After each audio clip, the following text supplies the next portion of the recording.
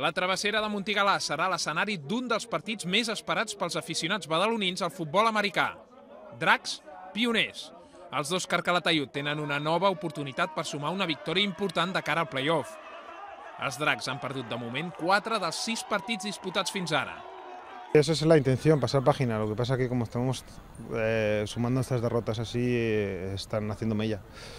Intentar pasar página, trabajar, seguir trabajando, a ver si conseguimos superar este bache de lesiones y de mal juego. La cita serà dissabte a les 5 de la tarda. I l'endemà diumenge les Drac Girls debutaran a Badalona davant les Reds de Terrassa. Les noies entrenades per Alfonso Molongo afrontaran a casa la segona jornada de Lliga. Les badalonines van perdre el primer partit al camp de les Rozas a Madrid per un contundent 72-0. D'altra banda, l'equip de Terrassa també va començar amb el peu la temporada, perdent davant les seves grans rivals, les Barberà Rookies.